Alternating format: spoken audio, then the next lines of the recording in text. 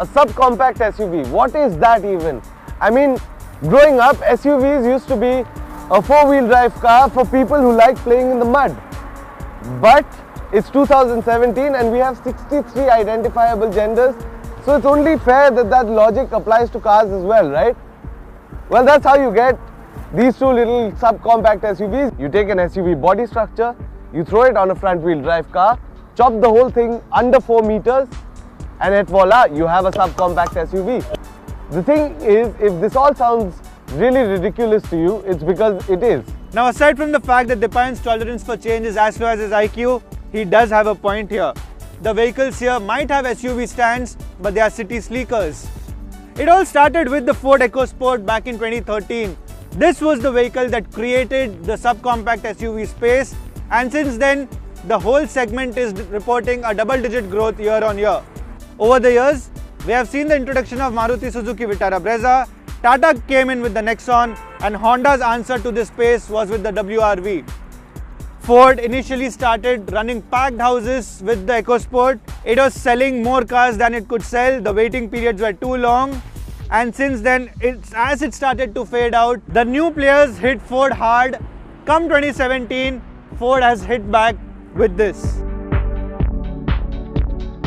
So we have the sort of spirit animal of the subcompact SUV space, which is the Ford EcoSport. Honda must have got the memo as to what they need to do to make a subcompact SUV, and they did exactly what I would have done. They took it and tossed it out of the window. And that's how you get this. Now Dipayan, this is just ridiculous. You have got a hatchback to a subcompact SUV shootout. Well, you may say so, but how much ground clearance do you have? I have 200 millimeters in. Well, I have 188, and you know as well as I do that 1 centimeter isn't going to make a difference. Well, it's not, but I'll play along. I have 30 horsepower more under this hood. Well, the Ford EcoSport is going to need it. It weighs 200 kilograms than my little premium hatchback. Alright, you know what? I've had enough of this. I'm off. Crew, chalo.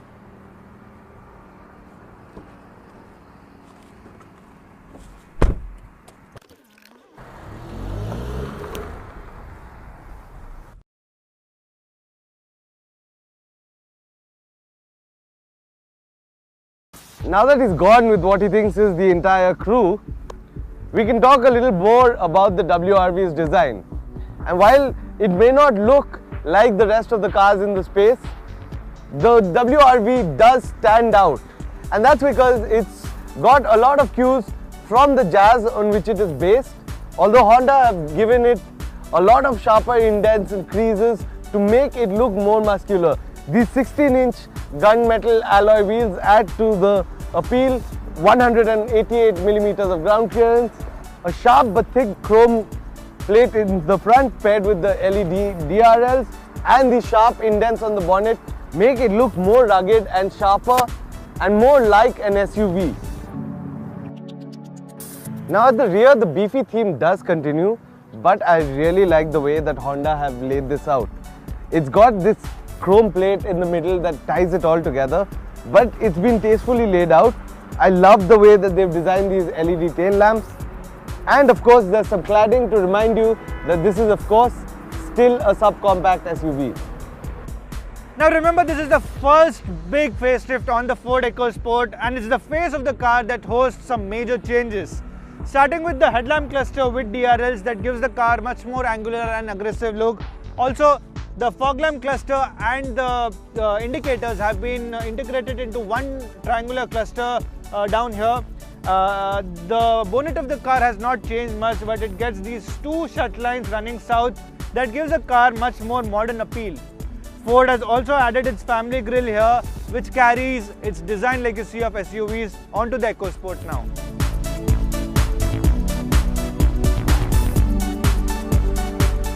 Now most subcompact SUVs follow a certain format. On the outside, they're rugged, utilitarian and go-anywhere vehicles.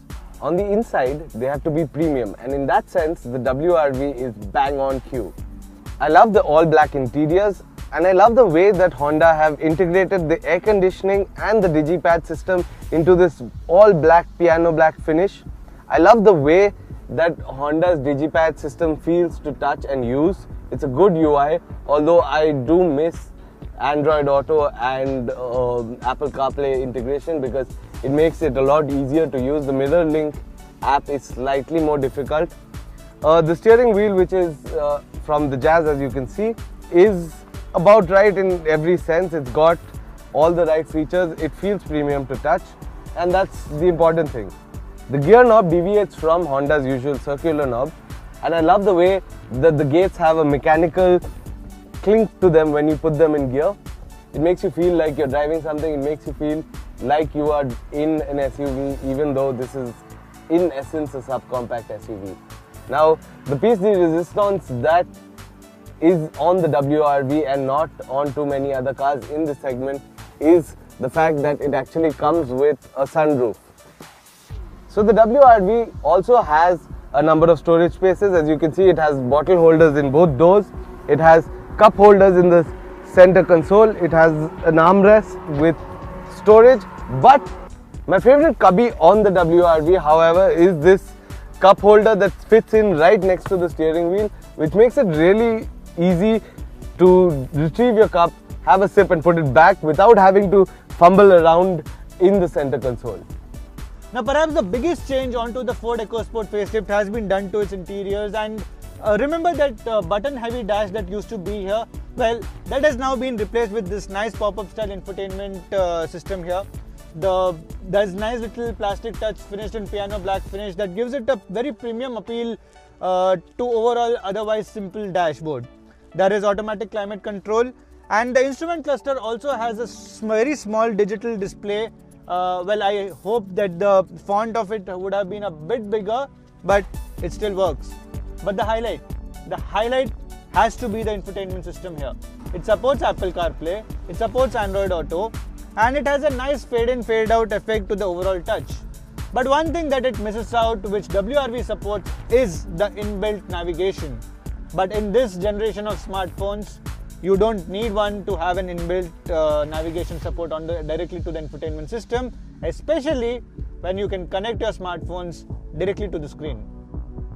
On the second row of seats in the WRV, things just get better. You see, in your usual subcompact SUV, that SUV-like body structure comes at a price, and that's space on the second row of seats.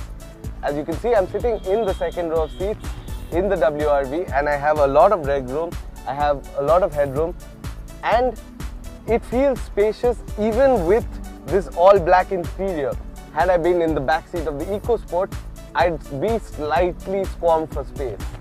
You also get your convenient cubbies in the back seats. You get these little holders under the armrest, and you get two bottle holders as well. No change onto the dimensions of the car has resulted in the similar cabin space as that of the previous Ford EcoSport.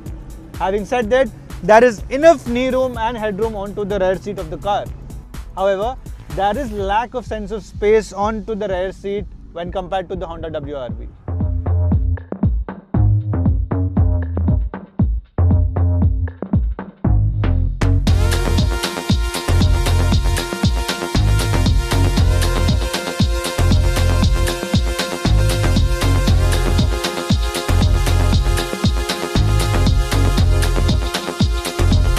Now the Honda WRV gets a 1.2 litre petrol engine which makes about 88 horsepower and 110 Nm of torque. Now this might seem a lot less than the 120 bhp on the Ford EcoSport, but remember that the Honda WRV is 200 kilos lighter, and that more or less balances both of them out in terms of power.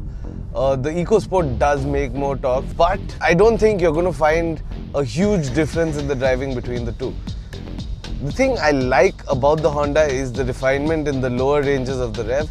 The thing is, once you do put the power down, the engine does get a bit raspy, but I kind of like this really raspy feel to it. Now, in terms of safety as well, the EcoSport and the WRV are more or less evenly matched. The WRV gets 2 airbags, it gets ABS with EBD, which is electronic brake force distribution, which essentially takes the brake force from each of the tires and distributes it so as to give you the best vector through your corner or your braking. In terms of ride and handling, I think the EcoSport might have the WRV because the WRV is in essence a Jazz with some added ground clearance in terms of platform and chassis dynamics. So that means that it does have a considerable bit of body roll, especially when making fast adjustments. Otherwise, the WRV does handle overall well. I mean, you're not going to notice a big laggy difference between the EcoSport and this since the roofline is low. The EcoSport does win, but it's only by that much. Now, not many facelifts get a major mechanical change usually these days, but the new petrol engine on this facelifted EcoSport and well, it's a very powerful, very refined and very smooth engine. It certainly is one of the best in its segment, and what's better over the WRV is the extra power which you get on this and the overall SUV stance. You sit up, your upright position, and well, WRV still feels like you're driving a hatch, so there's not that satisfaction feeling that one is looking for on an SUV. And the 1 litre EcoBoost engine has been discontinued from its EcoSport portfolio, which is a bit sad, but well, it's a good business decision at the end of the day.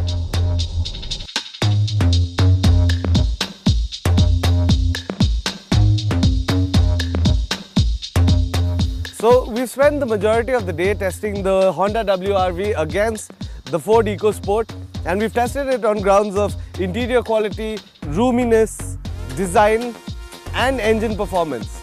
The thing is that the EcoSport might be the winner of this test. They both have manual gearboxes. They both are subcompact SUVs that make it under the sub 4 meter mark space. The thing is, the EcoSport just wins this test because it is slightly fresher, it has a better design, and it looks a little more SUV than the Honda WRV does.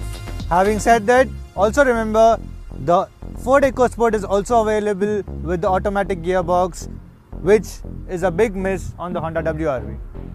For more information, and if you like this comparo and many more videos, don't forget to subscribe Express Drives on the YouTube page. And like them.